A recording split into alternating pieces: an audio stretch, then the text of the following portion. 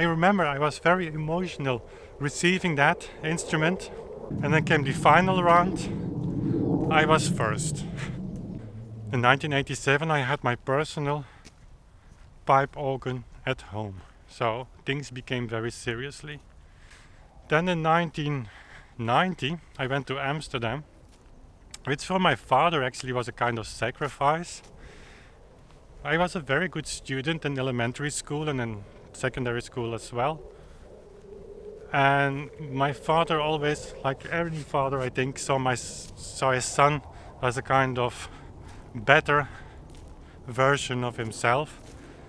And he really had wanted to put me in a kind of school where if I would have done that, I would probably be now kind of business manager for large companies. But things went differently, so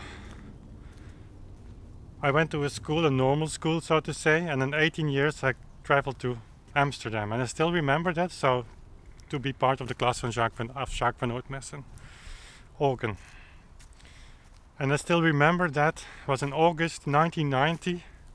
I see my parents driving homewards, leaving me behind in Amsterdam. And if you know that I was born and raised in a small village of 10,000 people, no cell phones at the time. It was rather scary, you know. But at age 18 you don't think too much. And I must say, those years in Amsterdam and also Jacques van Oortmerssen's class was so nice. It felt like, I think that was an organ class like you would have in the mid 20th century in France, you know, in the class of Marcel Dupré. I can imagine that. It was really a family, and Jacques was head of that family. He took really care of you. So he realized that I was just 18 there in Amsterdam, coming from a small town. He knew me from my 14th years, so he really took care of me. He kept an eye. And so I spent 7 years there. First 2 years I had piano lessons, was required, so as a second instrument. But then third year that became my first instrument as well, in the class of Jan Huizing. And later I moved to the class of Willem Brons. So I finished my organ in 1997.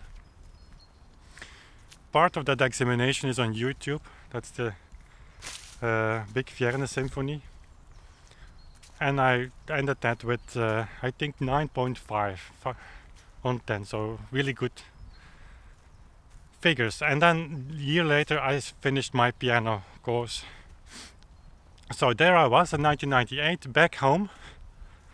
My parents, they had a supermarket, and I was 26, coming home here in Belgium from the mecca of the organs, like you have in the Netherlands, to Belgium, where certainly at that time, but it hasn't been changed to the better now, is really not a organ policy. There's Catholic Church here.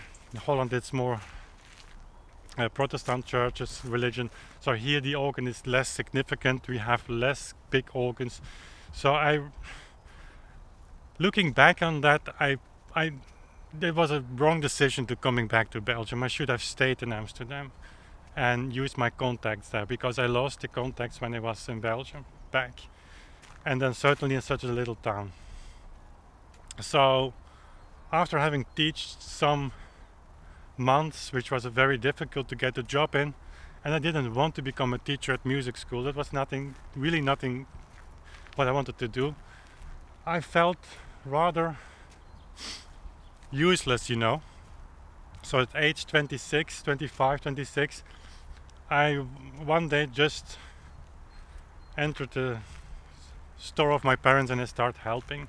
And I worked actually 1 year and a half there, enjoying it very much. Of course, that was lost time for practicing, but on the other hand, here I could get things done, you know. Practicing is one thing, and you know, as a musician, you never know when you're ready. It's always kind of And certainly at that age, kind of frustrating to know when you really hit the right moment or when you really are finished. But here, everything I did at the evening, it was fine. It was ready. So, and most importantly, Anja was working in the shop of my parents. So they had, I think, 18 people personnel, so 18 co-workers, and Anja was one of them. And you know what happened. So it's very important. I started to teach again, and a few years later I entered a competition in Brugge Musica Antiqua Festival. I got third prize, which was the first Belgian candidate since 1964, I think, that was in the final round. Then I had a prize in Maastricht, and then in Alkmaar, which of course was a festival connected to Amsterdam conservatory and things like that. I had also third prize. So that I never returned to the shop, the supermarket of my parents later. Instead, I started to think about my future and what I could do. I certainly knew that I didn't want to teach, but I was teaching. And it's difficult when you have a job, to leave it behind. But that was arranged for me. So the director of that music school, he wanted to hold his grip on who he could appoint and not. So he wasn't giving me enough time in that school to teach, to really get a steady job there. So I lost that. My parents sold their supermarket because of health problems with my father. And one of the first things the new owner did was fire Anja. So, and to make things worse, we were renting a small house from somebody very old, worked in the 70s with my mother, when my mother still had a shop making curtains and things like that. That was a pre-supermarket period. And she died, and her daughter wanted to sell that house, which we couldn't afford buying. And on top of that, also with the disaster of the Twin Towers, so to say, my parents, who just had sold their supermarket and invested, of course, their money in through banks and things like that, you can know what happened. So a lot of people lost a lot of money, and so were they. And so everything that I've built up was lost in a minute. I had no job. Anja had no job anymore. My parents, who always have been the umbrella for me, they were taking care of me if things were... So nothing happened, but I knew they were there. They were facing a difficult time themselves. And yeah, so I started to do some research in the organ world, restoration world. And also there I faced so much difficulties. And 1 year later, I was, of course, in my 20s. I felt that things had to change, and I wrote to the Flemish minister who was responsible for the restoration of organs, that things couldn't proceed like they were. So, and there's a whole chain of things that happened, but I was appointed project manager of a study that would have to control the quality of the Flemish organ restorations. I would never do that again, because it puts you in a very vulnerable position. But again, I was 27, 28, 29, and you do things, you want to change the world if you are of that age. But side thing is that for 1 year we got an income again from that project.